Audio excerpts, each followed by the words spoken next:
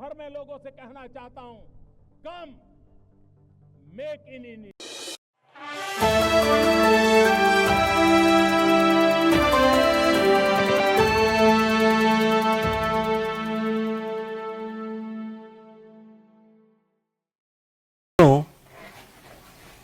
जैसा कि अभी अनिल बल्लू जी ने जो आपको बताया कि प्रधानमंत्री मोदी जी के नेतृत्व में हम 11 साल पूरे कर रहे हैं और उनके नेतृत्व में चलने वाला ये सरकार, उसके बारे में आज हम कोशिश करेंगे कि चर्चा करें, क्योंकि 10 साल 11 साल की अवधि को एक प्रेस कॉन्फ्रेंस में बांध देना ये बहुत ही कठिन काम है।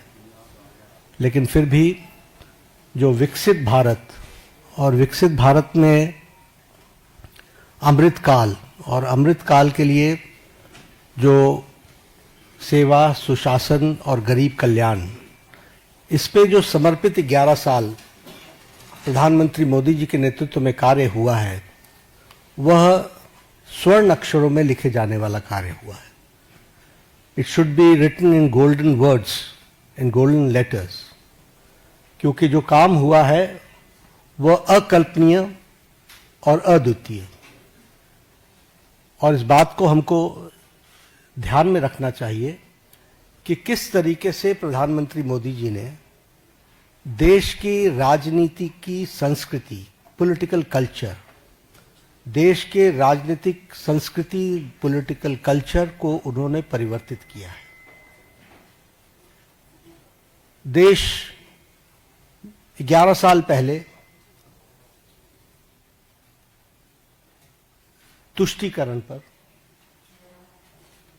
और तुष्टीकरण के साथ साथ समाज को खंडित करके अपनी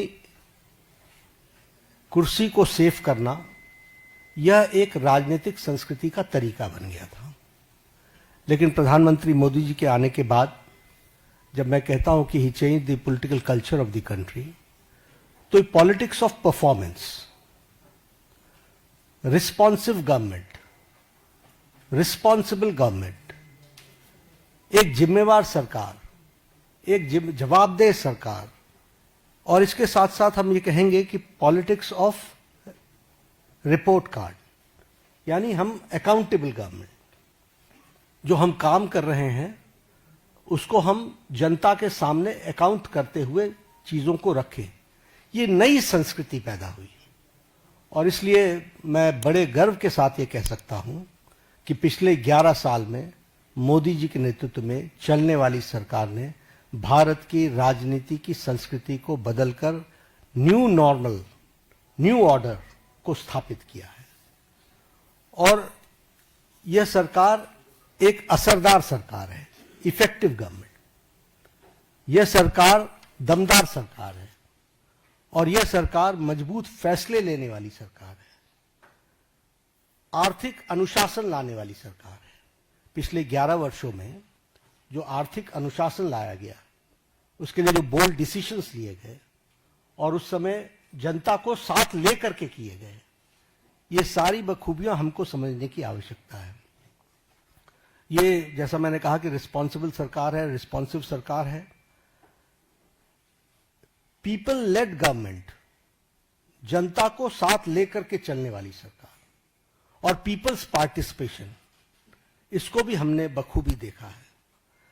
और हम सब जानते हैं कि यह सरकार पिछले 11 सालों में ट्रांसपेरेंसी की नई मिसाल पेश की है।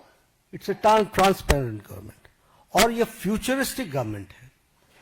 ये भविष्य को देख करके चलने वाली सरकार है। भविष्य को किस तरीके से हम आगे देश को ले जाना चाहते हैं, इसके बारे में सोच करके काम को करने वाली सरकार है। और इसीलिए वी टॉक अबाउट विकसित भारत, और विकसित भारत का ये अमृतकाल, और ये 10 साल 11 साल ने विकसित भारत का बेस बनाया है। This we have to understand. और इस बेस को बनाने के लिए जो भी फैसले लेने थे, वो सारे फैसले लिए गए। आज के दिन मैं 2014 से पीछे जाऊं, इसकी आवश्यकता नहीं है, लेकिन हमको ये याद रखना चाहिए कि that government before 2014 was full of corruption. भ्रष्टाचार से आकंठ डूबी हुई सरकार थी, घोटालों से में संलिप्त सरकार थी, वाली सरकार थी। एक नेगेटिविज्म का वातावरण था, कुछ नहीं बदलने वाला। लेकिन 2014 के बाद हमने ऑप्टिमिज्म देखा है। The shift, when I talk about political culture, I talk about the shift from negativism to positivism. आज हम मतलब मैं नहीं, भारत का आम नागरिक कहता है मोदी है तो मुमकिन है। मोदी जी के बारे में ये धारणा बनना, समस्याओं का सॉल्यूशन करेंगे और समस्याओं को सॉल्व करेंगे, ये आम व्यक्ति की धारणा बन गई है। और इसीलिए हम ये भी कह सकते हैं कि ऑप्टिमिज्म में विकास, आविष्कार और नवाचार, ये तीनों चीजें जुड़ी हैं। आज हम डेवलपमेंट भी कर रहे हैं और उसके साथ साथ हम बेस्ट प्रैक्टिसेस भी ला रहे हैं, नवाचार भी हो रहा है और इस तरीके से विकास के काम को आगे बढ़ाया है। अगर मैं मोदी जी के शब्दों में बताऊं तो उन्होंने कहा है कि this decade will prove to be the base of the development of the future विकसित भारत। और इसी काम को लेकर के जो हम लोगों ने उनके नेतृत्व में जो उन्होंने नीतियां दी, परफॉर्म, ट्रांसफॉर्म, रिफॉर्म, इसको हर पॉलिसी में हम सबको देखने को मिलता है, हर नीति में हमको देखने को मिलता है। एवरी पॉलिसी आप देखेंगे तो इट्स डिफरेंट। पुरानी पॉलिसीज में भी जो चेंजेस आई हैं वो इसलिए कि रिफॉर्म चाहिए और उसी के साथ साथ हमको ट्रांसफॉर्म करना है और इसके लिए परफॉर्म करना है।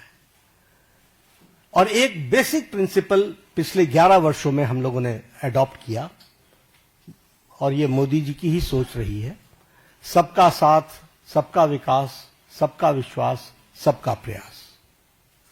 बहुत चैलेंजेस भी आते हैं लेकिन उसके बावजूद भी अंडरलाइनिंग प्रिंसिपल हमारा बड़ा स्पष्ट रहा है। अब मैं अगर बोल्ड डिसीजंस की बात करूं तो मैंने कहा कि इतने एक प्रेस कॉन्फ्रेंस में 11 वर्षों के बोल्ड डिसीजंस बता देना ये मेरे लिए बहुत कठिन होगा, लेकिन आर्टिकल 370 को एब्रोगेट करना,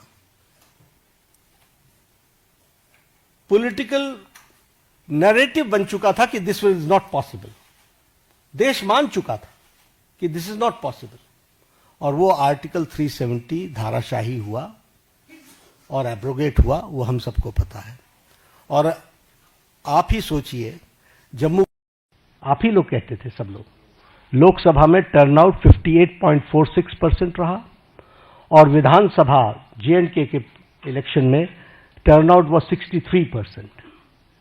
this is the change and this is the result of the bold decision taken. अगर हम उसी तरीके से बात करें एबॉलिशन ऑफ ट्रिपल तलाक, सब लोग जानते हैं कि ट्रिपल तलाक मानवता के लिए और ह्यूमैनिटी के लिए और महिलाओं के लिए एक बहुत बड़ी त्रासदी थी, ट्रेजेडी थी, लेकिन चुप बैठे हुए थे, सुप्रीम कोर्ट भी बोल रहा था।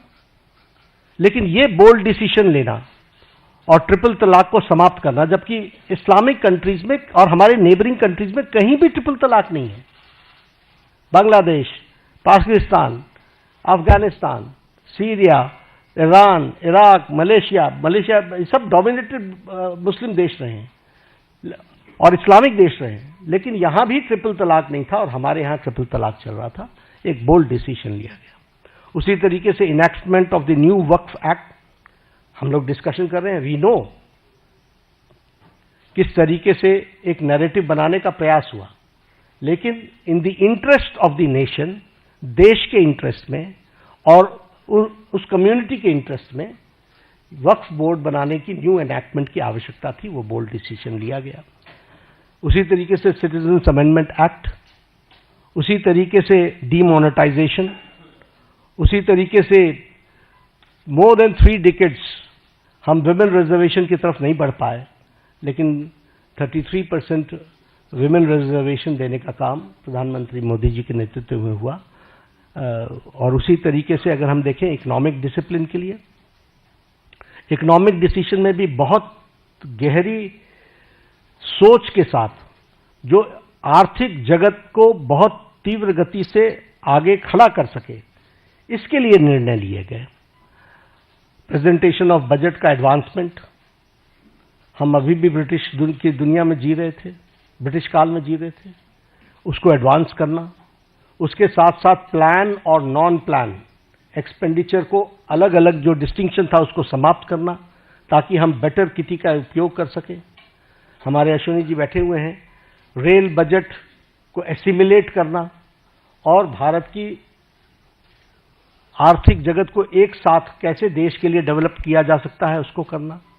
आप भी जानते हैं, हम भी जानते हैं कि हमारी इकॉनमी 10th से छलांग लगा करके 5th पर पहुंच गई, और अब जो इंटरनेशनल मॉनेटरी फंड का जो अब नया डेटा आ रहा है वो हमको 4थे स्थान पर ला रहा है, और हम 4थे स्थान की तरफ हम अग्रसर हुए हैं, और हम 4th straight conservative 4th straight में हम अपने ग्रोइंग इकोनॉमी में इस ईयर भी हम सबसे आगे हैं।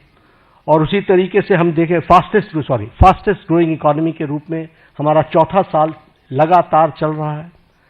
Per capita income has increased by 67%, foreign exchange reserves has increased by 135%, exports at the record of to the US dollars is 825 billion, gross FDI rise is 106%, taxpayers का base बहुत increase हुआ है वो 127%, और उसी तरीके से ग्रॉस डायरेक्ट टैक्स कलेक्शन ये भी 238% का इंक्रीज हुआ है।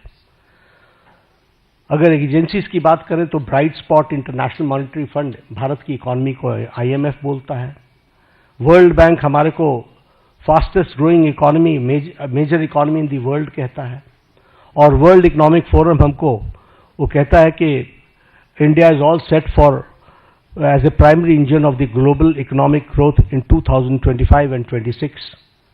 यानी सारी विपरीत परिस्थिति में भारत की इकोनॉमी सुदृढ़ और सक्षम तरीके से आगे बढ़ रही है, ये हमको ध्यान में रखना चाहिए। जब हम रिस्पॉन्सिव गवर्नमेंट की बात करते हैं तो प्रोएक्टिव डिसीजंस एक नहीं अनेकों हुए, और राहत के काम में तो हम प्रधानमंत्री मोदी जी कभी पीछे नहीं रहे। फिर चाहे बात ऑपरेशन गंगा की हो और सिटीजन्स को यूक्रेन से लाने की बात हो, प्रोएक्टिव होकर के किसी और देश ने अपने सिटीजन्स की चिंता नहीं की, लेकिन इंडिया ने, और इंडिया ही नहीं, इंडियंस के साथ साथ, इंडियन फ्लैग के साथ साथ कई दूसरे देश के लोग भी यूक्रेन से बाहर आए। तो यह एक पॉजिटिव नोट के साथ, उसी तरीके से हमारे वंदे भारत मिशन जिसमें 67 लाख को लोगों को कोविड के दौरान भारत वापस, स्वदेश भारत वापस लाने का काम हुआ है। ऑपरेशन देवी शक्ति में अफगानिस्तान से लोगों को वापस लाए, ऑपरेशन राहत में येमेन से हम लगभग 5000 जो हमारे इंडियन सिटीजन थे उनको लेकर के आए, और उनके साथ साथ 41 नेशंस के जो दूसरे सिटीजन्स भी फंसे हुए थे उनको भी, मोर देन 1000 उनको भी निकाल करके लेकर के आए। ऑपरेशन मैत्री में नेपाल में हम अर्थक्वेक में सबसे आगे रहे, we were the first to reach and land in Kathmandu, और हम लोगों ने राहत कार्य किया। और अगर मैं ऑपरेशन वैक्सीन मैत्री की बात करूं तो ये बार बार मैं याद दिलाना चाहता हूं कि मोर देन 150 कंट्रीज में हमने वैक्सीन को पहुंचाया, और हमने कोशिश की कम से कम 48 कंट्रीज को तो फ्री वैक्सीन दी गई है, और ये वैक्सीन मैत्री में भी हम प्रोएक्टिव रहे। कोविड मैनेजमेंट पर मैं जरूर बोलना चाहूंगा, क्योंकि जब मैं रिस्पॉन्सिबल और रिस्पॉन्सिव गवर्नमेंट की बात करता हूं, देखिए ये पेंडेमिक सारी दुनिया के लिए आया था। ये पेंडेमिक इस शताब्दी का सबसे बड़ा पेंडेमिक रहा, और इस पेंडेमिक में विभिन्न कंट्रीज ने अपने अपने तरीके से रिस्पॉन्ड किया, क्योंकि इसके रिस्पॉन्ड करने का कोई तरीका नहीं था, सबने अपने अपने तरीके से रिस्पॉन्ड किया। लेकिन जो मोदी जी के नेतृत्व में भारत ने जिस तरीके से कोविड को रिस्पॉन्ड किया, किसी कंट्री ने नहीं किया, और किसी कंट्री, हर एक जगह कोविड की लड़ाई सरकार ने लड़ी। भारत में मोदी जी ने कोविड की लड़ाई जनता के साथ मिलकर के लड़ा। वो उन्होंने जनता को साथ लेकर के चलने का तय किया और इसीलिए जनता कर्फ्यू।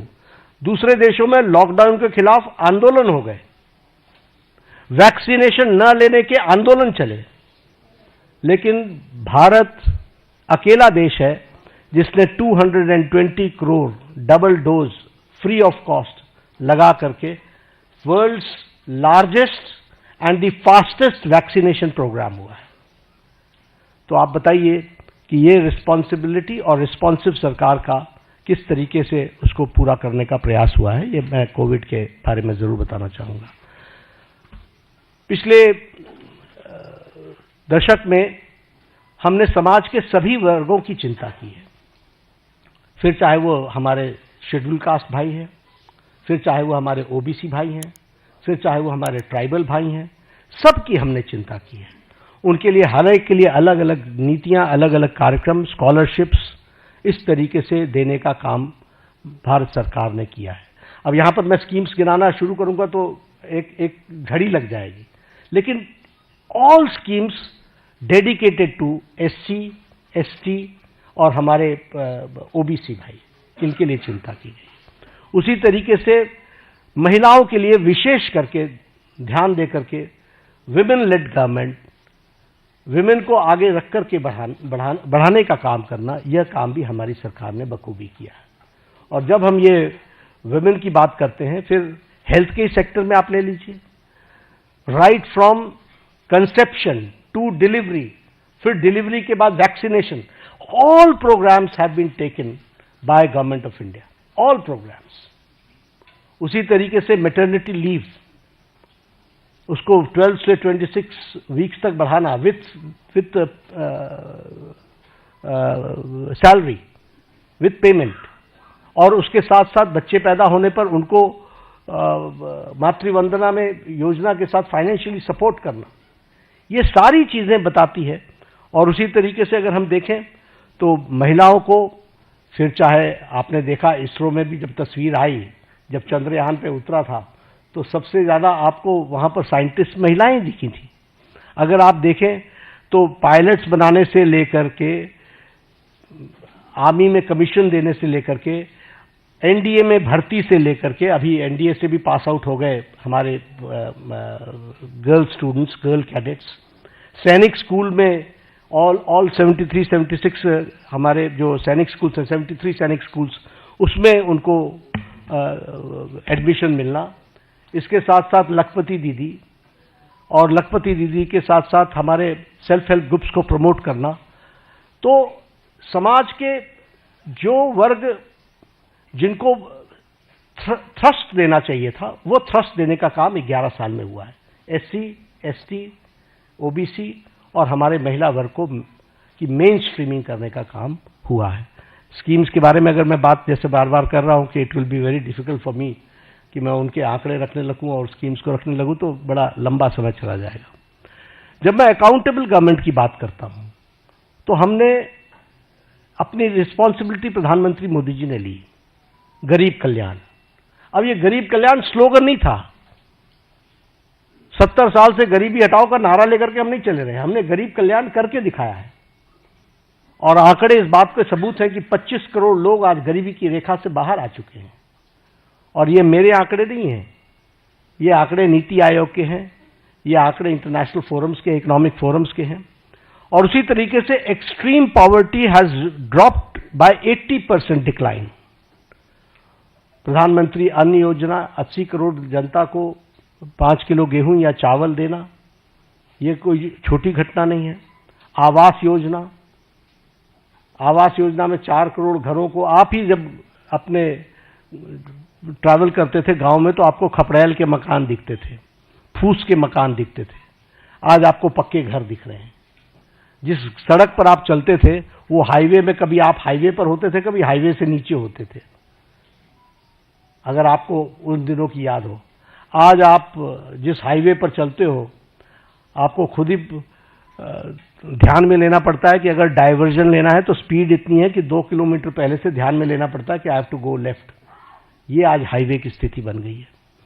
और इसी तरीके से अगर हम देखें जैसे कहा 4 करोड़ मकान बने हैं और 3 करोड़ ये अगले 5 साल में और बनने हैं, उसका भी सैंक्शन हो चुका है।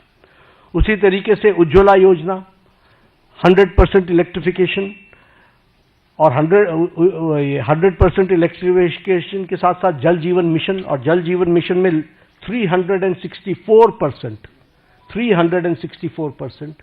हमारा घर का टैप कनेक्शन हम लोग दे पाए हैं। इस तरीके से काम हुआ है। प्रधानमंत्री किसान सम्मान निधि में किसानों को मेन स्ट्रीमिंग की गई है। प्रधानमंत्री फसल बीमा योजना में उसमें भी मेन स्ट्रीमिंग की गई है। और जैसा मैंने कहा कि 100% इलेक्ट्रिफिकेशन में सौभाग्य योजना हो, चाहे उज्ज्वला योजना, उजाला योजना हो, इन सारी योजनाओं के माध्यम से सारे कामों को आगे बढ़ाया गया है। जीवन for the insurance, may it be for accident और may it be term life insurance, इसको भी लगभग 40 crore people have been covered in this. आज 40 करोड़ से ज्यादा लोग इसमें कवर हुए हैं। और ये कौन लोग हैं? जो लोग अफोर्ड नहीं कर सकते थे, जो marginal section of the society थी। और जैसा मैंने कहा कि पब्लिक पार्टिसिपेशन, इस पर विशेष बल दिया गया। एक उदाहरण मैंने कोरोना का आपको दिया। कोरोना भारत सरकार के साथ साथ जनता ने लड़ा है, बाकी सब जगहों पर नहीं लड़ा है। बाकी सब जगहों पर स्ट्राइक्स हुई हैं। They have rejected the initiatives taken by government, vaccination का भी हो चाहे लॉकडाउन का भी हो, हर एक मामले में उनको विरोध हुआ है। लेकिन यहां पर पीपल्स पार्टिसिपेशन, पीपल को साथ लेकर के चले। और अगर मैं बात करूं तो डीमोनेटाइजेशन की, मुझे याद है उस समय हमारे राजनीतिक दल लाभ उठाने के लिए किस तरीके से जनता को उकसा रहे थे। आप भूल गए होंगे, मैं भूलता नहीं, किस तरीके से जनता को उकसा रहे थे। लेकिन भारत का आम व्यक्ति बैंक के सामने घंटों खड़ा रहा, लेकिन he supported the demonetization program. This is people's participation. और ये मैं इसलिए बताना चाहता हूं कि लीडरशिप पर भरोसा होता है तो किस तरीके से जनता बिहेव करती है, this we have to understand. अगर मैं बात करूं न्यू एजुकेशन पॉलिसी की, यही देश है जहां एजुकेशन पॉलिसी को लेकर एजुकेशन की मिनिस्टर्स की कॉन्फ्रेंस एक साथ नहीं हो पाती थी। वहां आज हम एजुकेशन पॉलिसी पर एक साथ आ गए। क्यों? क्योंकि कंसल्टेशन इतना वाइड हुआ कि उस कंसल्टेशन के कारण सीमलेस तरीके से न्यू एजुकेशन पॉलिसी 2020 आई। हेल्थ पॉलिसी 2017 की, आपको पता ही नहीं चला कि नई हेल्थ पॉलिसी आ गई। आपको इसलिए नहीं पता चला क्योंकि कोई झगड़ा नहीं हुआ, कोई इश्यू क्रिएट नहीं हुआ, कोई ऐसी चीज नहीं आई। और कंसल्टेशन इतनी वाइड हुई और इतने होलिस्टिक अप्रोच में हुई कि वह सब भी आप लोगों ने देखा है। स्वच्छ भारत अभियान, आपके ही आंकड़े बताते हैं कि one of the most successful program. सिर्फ टॉयलेट्स बनाना ही नहीं, लेकिन हेल्थ के इंडिकेटर से भी ले तो हमको स्वच्छ भारत अभियान का सीधा सीधा फायदा दिखता हुआ नजर आता है। जब हम देखते हैं कि हमारे बच्चों के जो उनको जो प्रॉब्लम्स होती थी उसमें डिक्लाइन आ गया है, तो ये सारी बातें हमको जनता के सपोर्ट से मिली हैं। जब मैं ट्रांसपेरेंट गवर्नमेंट की बात करता हूं तो आपने देखा होगा डीबीटी का लगभग 130 टाइम्स ट्रांजैक्शन बढ़ गया है। और उसी तरीके से जैम ट्रिनिटी ने 3.9 लाख करोड़ की लीकेज को रोका है। और उसी तरीके से हमारे ट्रांसपेरेंट टैक्सेशन को और उसको भी हम लोगों ने लॉन्च किया ताकि ट्रांसपेरेंट टैक्सेशन का प्रोसेस को अडॉप्ट करे और कोई भी ऑनेस्ट टैक्स पेयर को उसका लाभ मिल सके। प्रगति के माध्यम से सारी स्कीम्स को एक तरीके से कोशिश की गई है कि जो रुके हुए प्रोजेक्ट्स थे जिसके बारे में चर्चा नहीं होती थी वह भी चर्चा हो और उसको भी सही ढंग से हम जनता के लिए समर्पित कर सके, इस बात का प्रयास हुआ है। कोऑपरेटिव फेडरलिज्म की अगर मैं बात करूं तो ये स्लोगन नहीं है, जीएसटी इज एन एग्जाम्पल और ये बोल्ड डिसीजन का एक एग्जाम्पल है। आखिर जीएसटी के पीछे डेलिब्रेशंस तो सालों से चल रही थी, why it was not implemented. और इम्प्लीमेंटेशन में 17 टैक्सेस, 13 सेसेस, सरचार्जेस को सब्स्यूम किया गया है और सभी स्टेट्स एक साथ एक प्लेटफॉर्म पर आए हैं और आज tax collection 20.8 lakh crore a year हो चुका है। उसी तरीके से टैक्स डिवोल्यूशन को स्टेट्स को 283% बढ़ा है। हमारे स्टेट्स, आपको मालूम है कि राजनीतिक कारणों से कुछ लोग हमेशा चर्चा करते रहते हैं स्टेट्स की अनदेखी हो रही है, स्टेट्स की अनदेखी हो रही है। The increase is 283% increase. और मैं बतौर हेल्थ मिनिस्टर कहता हूं कि जब भी कोई आता है, हम हमेशा सबको बोलते हैं finance is not the problem, implementation is your problem. आप उसको इंप्लीमेंट करो, फाइनेंस की कोई प्रॉब्लम नहीं।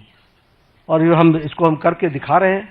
उसी तरीके से हमारी नीति आयोग की रेगुलर मीटिंग्स होना, चीफ मिनिस्टर्स का पार्टिसिपेट करना, कोरोना के दौरान 11 फॉर्मल मीटिंग्स हुई। इसलिए कोऑपरेटिव फेडरलिज्म में सबको साथ लेकर के चलने का मोदी जी का मन और मोदी जी के द्वारा हमेशा उसको आगे बढ़ाने का काम किया गया है। और स्टेट्स को, और प्रधानमंत्री जी ने तो कई बार कहा है कि अगर देश को आगे बढ़ाना है तो हमको प्रदेशों को आगे बढ़ाना पड़ेगा। और ये एस्पिरेशनल डिस्ट्रिक्ट्स के लाने के कॉन्सेप्ट किसने दिया? ये मोदी जी ने दिया। ये स्टेट्स के ही तो डिस्ट्रिक्ट्स हैं जिनको मेन स्ट्रीमिंग करने का और उनको ताकत देने का काम किया जा रहा है। फ्यूचरिस्टिक गवर्नमेंट है। और फ्यूचरिस्टिक गवर्नमेंट अगर हम कहते हैं तो चाहे वो इंडिया का AI मिशन हो, फिर चाहे वो हमारा स्कीम्स को आगे बढ़ाने का हो, चंद्रयान 3 हो, आदित्य L1 हो, या फिर गंगायान मिशन हो, ये सब देश को फ्यूचरिस्टिक दृष्टि से कैसे देख रहे हैं उसका एक जीता जागता तस्वीर है। और फ्यूचरिस्टिक गवर्नमेंट का सबसे बड़ा एग्जाम्पल है विकसित भारत की कल्पना को साकार करना। उसके लिए हम कटिबद्ध हैं, उसको हम आगे बढ़ा रहे हैं। एक बात और मैं कहना चाहूंगा कि प्रधानमंत्री मोदी जी ने हर समस्या को सामने से कन्फ्रंट किया है। He has confronted from the front, कभी इधर उधर की बात नहीं की है। और आज मैं इसकी चर्चा जरूर करना चाहूंगा और आपको याद दिलाना चाहूंगा। एग्जाम्पल्स मेरे पास बहुत है, लेकिन जब उरी की घटना घटी तो प्रधानमंत्री जी ने अपने भाषण में कहा था इसका जवाब दिया जाएगा।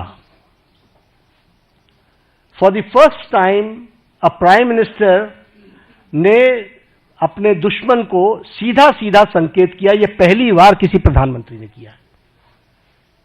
आप सब लोग इंटरनेशनल पॉलिटिक्स को समझते हैं, इसके वाक्य का अर्थ समझना चाहिए। और उसके बाद सर्जिकल स्ट्राइक हुआ। जब पुलवामा की घटना घटी तो आप शब्द याद कीजिए, प्रधानमंत्री ने कहा था कि तुमने बहुत बड़ी गलती कर दी है, इसका खमियाजा तुमको भुगतना पड़ेगा। और उसके बाद बालाकोट का एयर स्ट्राइक हुआ। इस बार बिहार में पटना में, सीवान था शायद, मधुबनी में उन्होंने क्या कहा? उन्होंने कहा कि तुम्हें कल्पना से भी बाहर जवाब दिया जाएगा। और आपको मालूम है कि उनके ठिकाने, टेररिस्टों के ठिकाने और उनके एयरबेस सारे के सारे ध्वस्त कर दिए गए बियॉन्ड उनकी कल्पना से। तो और ये न्यू नॉर्मल बन गया है। This is the new normal. प्रधानमंत्री जी ने इस कन्फ्रंट करते हुए सामने से कहा है, एक स्पष्ट रूप में कहा है कि कोई भी टेररिस्ट घटना को एक्ट ऑफ वॉर समझा जाएगा। और साफ कहा है कि ये न्यूक्लियर वॉर की गीदड़ भभकी बंद करो। और साफ कहा है कि टेररिस्ट और टेररिस्ट को संरक्षण देने वाले में अंतर नहीं समझा जाएगा।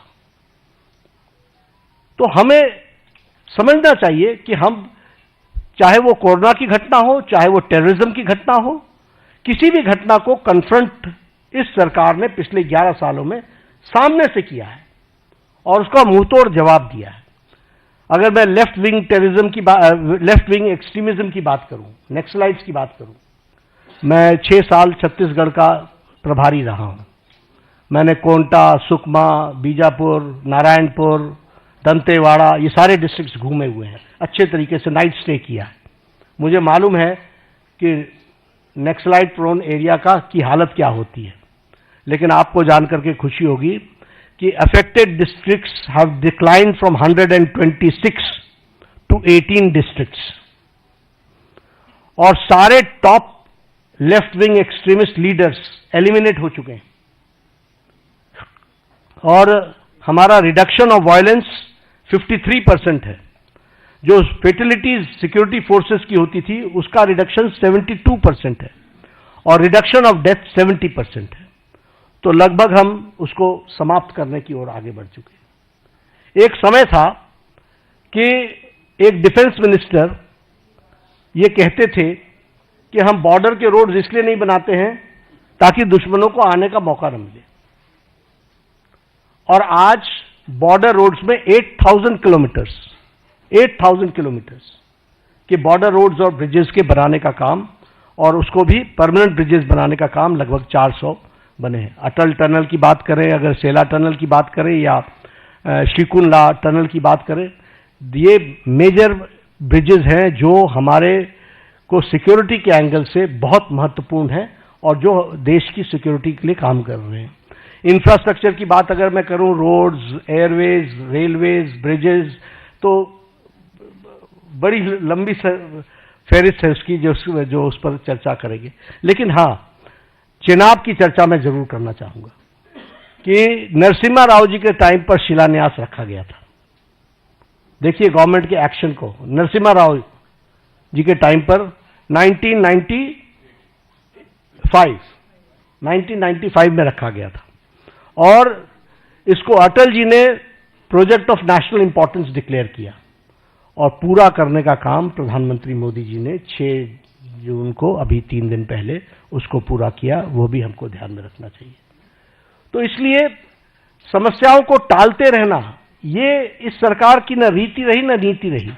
सरकार ने समाज के सभी वर्गों की चिंता करते हुए कोशिश की कि उनके जीवन में सुधार हो, और आज पूरी ताकत के साथ हम विकसित भारत की ओर एक लंबी छलांग लेने के लिए तैयार हुए हैं।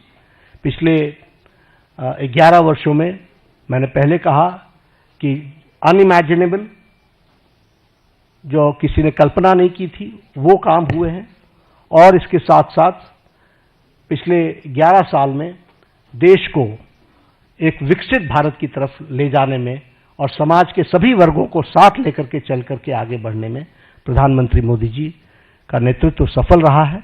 और आज 11 साल पूरे होने पर मैंने कोशिश की, it is very difficult to comprehend the whole work done in last 11 years, but I've tried to point out some major things, and I've tried to highlight the issues, the policies and programs जिनके माध्यम से इस कार्य को पूरा करने का काम प्रधानमंत्री मोदी जी ने किया है। यही इसी तरीके से देखता हूं कि भगवान उनको सद्बुद्धि दे, क्योंकि उनका उद्देश्य कम से कम समझना बड़ा मुश्किल है। ऑल पार्टी मीटिंग में आते हैं तो कहते हैं हम देश के साथ खड़े हैं, बाहर जाते हैं तो प्रश्न खड़े करते हैं,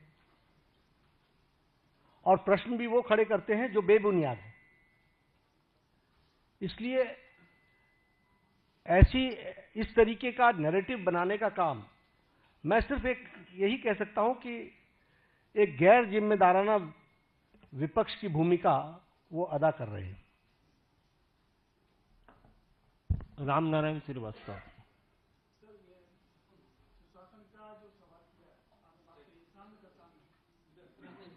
हाँ, रामनारायण।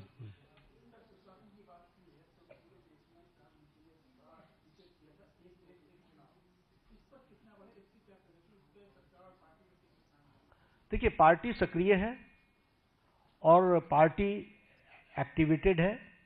जनता में जनमानस बने, इसके बारे में चर्चा हो, ये पीपल्स मूवमेंट भी बने और इनैक्टमेंट भी हो, हम कमिटेड हैं। नीरज पांडे।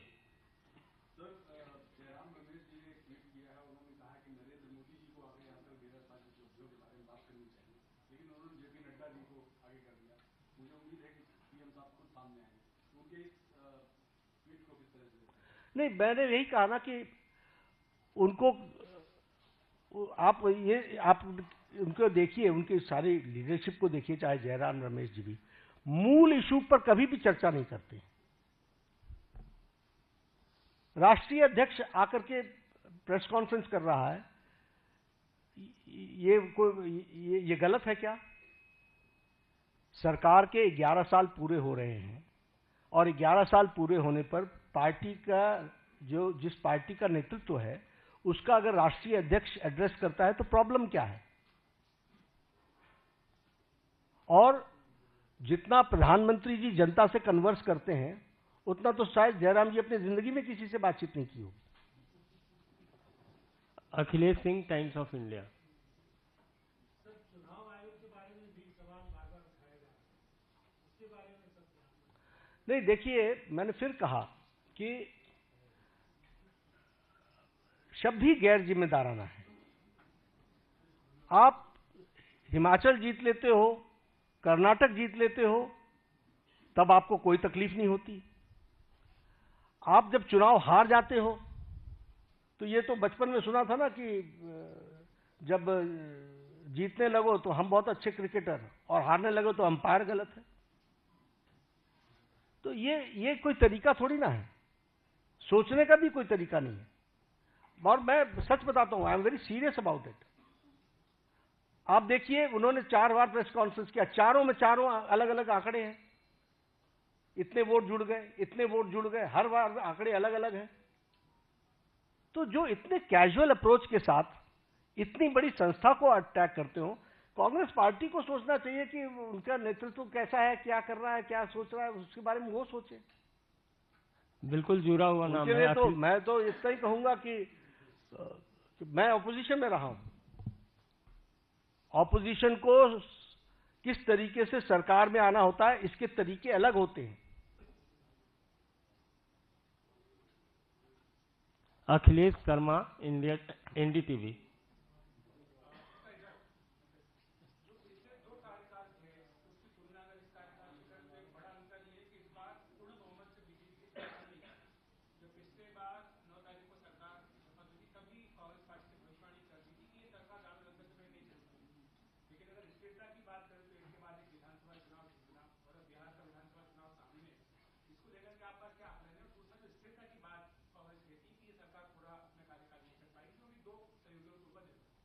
देखिए, एनडीए पूरा कार्यकाल भी करेगी और अगला कार्यकाल भी करेगी,